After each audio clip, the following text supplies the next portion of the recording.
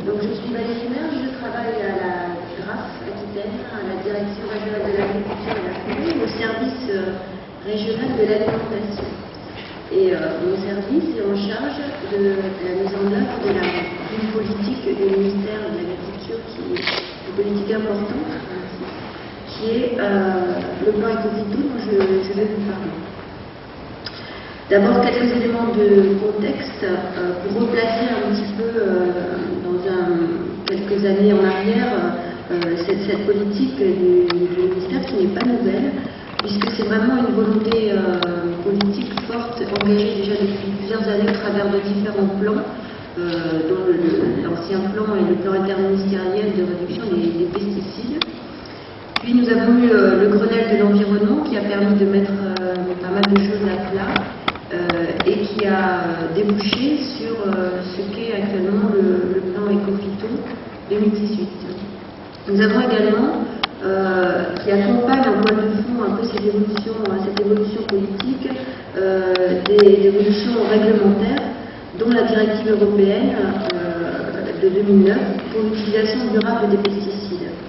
Donc tout ce contexte-là a abouti en fait à une réponse française, notamment à cette directive, qui doit être le cas de tous les États membres d'ailleurs, qui s'est traduit en France par le plan Ecophyto 2018. Donc ce plan Ecophyto, son objectif, comme on vous l'a dit précédemment, c'est une réduction forte de l'utilisation des produits phyto. 50%, c'est un objectif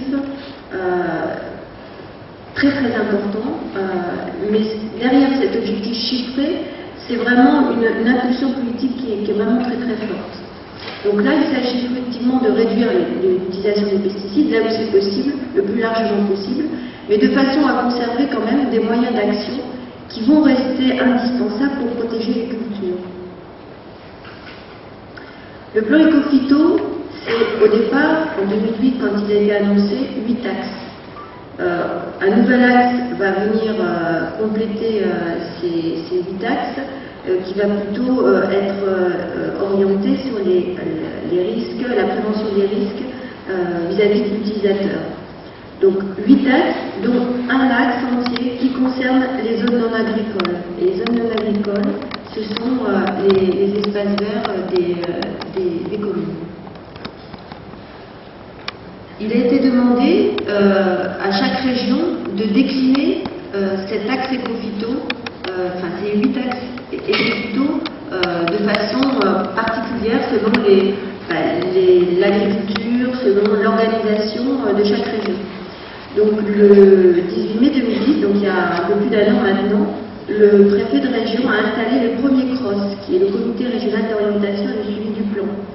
Ce CROSS a montré qu'il était important pour la région Aquitaine, effectivement, d'aller dans cette direction-là et a installé 5 groupes de travail, dont un groupe de travail qui s'est réuni très récemment sur les zones non agricoles.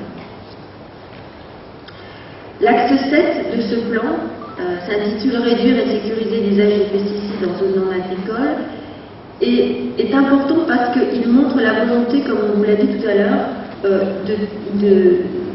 d'axer cette réduction sur tous les plans des utilisateurs de produits phytosanitaires.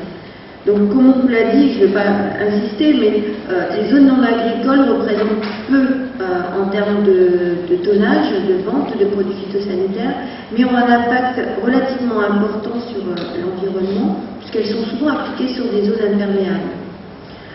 Sur les quantités utilisées, plus des 2 tiers sont utilisés par des usagers, mais un tiers correspondent aux utilisateurs professionnels que sont les communes et les communautés de communes. La plupart des produits que l'on retrouve en contamination des milieux aquatiques sont des désherbants et ce sont ces produits qui sont utilisés majoritairement par ces usagers.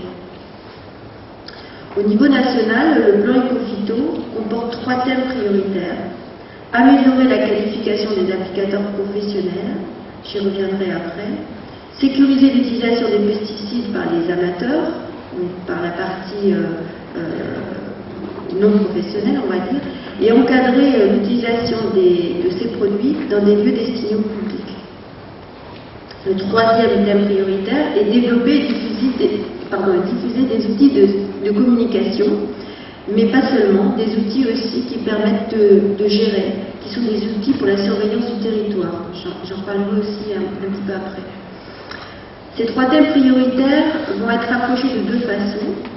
Une première façon, c'est la réglementation, parce qu'on sait que de cette façon-là, les choses avancent. Mais aussi, on va essayer de s'appuyer sur des démarches partenariales.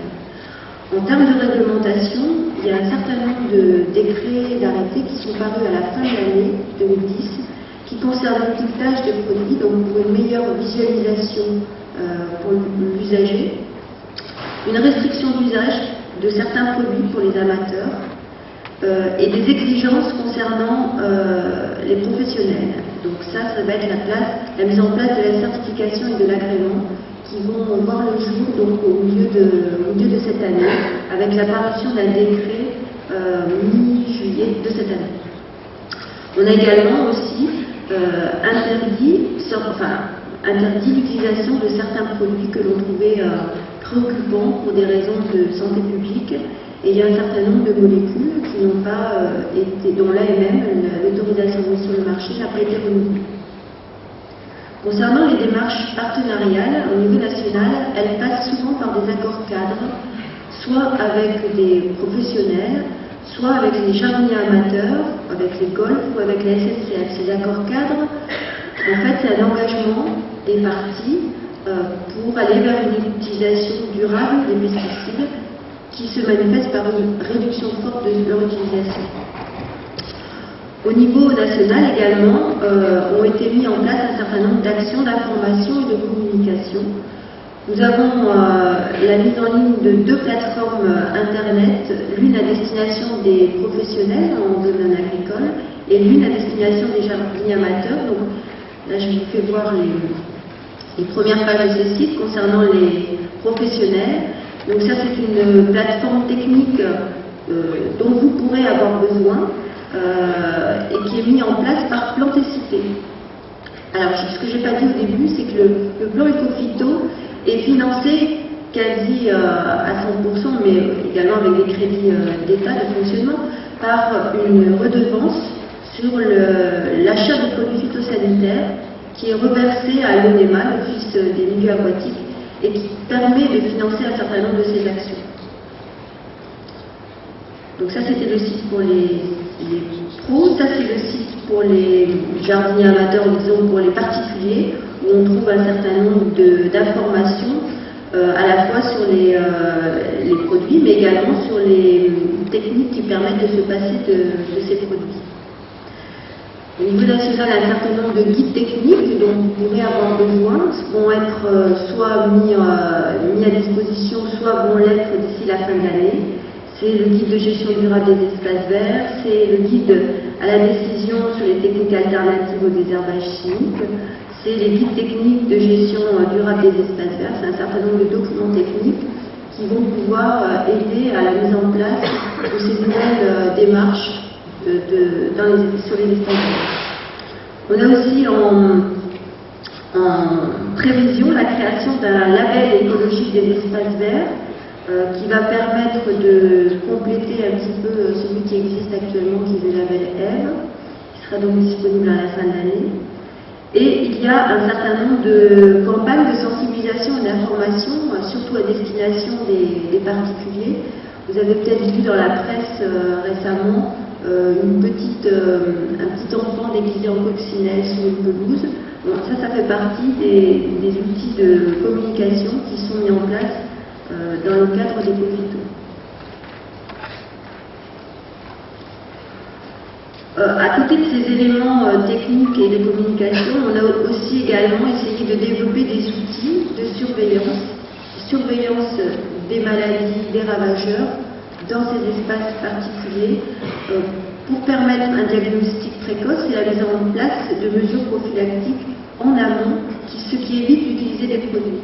Donc il y a un certain nombre de guides méthodologiques qui vont être disponibles. Celui-ci là qui est annoncé fin mai, en fait je pense qu'il a pris un petit peu de retard, mais il va être disponible très vite, qui sont un ensemble de documents, de fiches sur des ravageurs, sur des maladies qui décrivent la biologie des insectes et les méthodes de lutte alternatives. On aura également la même chose déclinée version amateur, donc pour les jardins, qui sera disponible début 2012. Au niveau national, un certain nombre de projets de recherche aussi sont engagés, notamment une étude comparative des méthodes alternatives en désherbage, qui va permettre d'abord un petit peu de balayer l'ensemble des techniques alternatives qui sont proposées, avec coûts, avantages, possibilités d'utilisation en fonction des besoins des communes. Pour la région, la DRAF a repéré un certain nombre d'enjeux et d'actions qu'elle va mettre en œuvre dans le cadre de ce plan éco-phyto. Ces différents points concernent la surveillance biologique du territoire. Donc ça, pour nous, c'est un point important parce qu'on pense qu'une bonne surveillance permet une action anticipée qui permet effectivement d'aller vers une diminution de l'utilisation de produits. Parce qu'on a dit herbicides majoritairement, mais il n'y a pas que des herbicides qui sont utilisés dans les zones non agricoles. Donc l'objectif de ces réseaux, c'est effectivement la détection d'éventuels problèmes et le traitement un petit peu en amont. Donc pour cela, la Frédon Aquitaine chez nous a mis en place un certain nombre d'observations au travers de différents partenariats et rédige ce qu'on appelle le bulletin de santé végétale. Donc là, je vous ai mis un petit exemplaire. Ce document est gratuit, disponible sur le site de la DRAF, également sur le site de la Chambre régionale d'agriculture. Et ce BSV, donc bulletin de santé végétale, est décliné selon différentes filières. Donc on en trouve en vigne, on en trouve en grande culture, en maraîchage, et on en trouve un spécifique pour les zones non agricoles. Un deuxième objectif de la DRAF, c'est de pouvoir essayer de mesurer un petit peu l'effort qui est accompli, identifier les marges de progrès que l'on a encore, de façon à mieux cibler les actions. Et comment on s'y prendre? Soit on va procéder par des enquêtes auprès de vous, collectivités, auprès aussi d'entreprises qui travaillent dans le secteur non agricole. Et puis on va également suivre les données de vente de produits phytosanitaires qui sont maintenant des données publiques, puisque chaque distributeur qui vend des produits est obligé d'en faire une déclaration. C'est sur cette déclaration qu'est prélevée la taxe dont je vous parlais au début. Et ces déclarations vont nous permettre de voir un petit peu quels sont les produits vendus et vers quels usages ils vont. Un des troisièmes objectifs de la DRAF, c'est d'aider les collectivités, les agriculteurs à communiquer et aider aussi à la promotion des actions de réduction et des techniques alternatives. Et je suis contente aujourd'hui d'être ici et de voir ce que la Dordogne a engagé depuis déjà de nombreuses années. Et j'espère que cette charte aura beaucoup de succès. Donc notre objectif, effectivement, ça va être de relayer ces actions qui sont développées par les collectivités pour aller dans cet objectif de réduction. Mais également, nous aurons la possibilité, dès 2012, de pouvoir financer peut-être des actions d'une certaine envergure en collaboration avec effectivement d'autres partenaires pour un petit peu donner un coup de pouce à ces actions novatrices et qui vont dans ce sens de réduction de l'utilisation des produits phyto. Voilà, je vous remercie.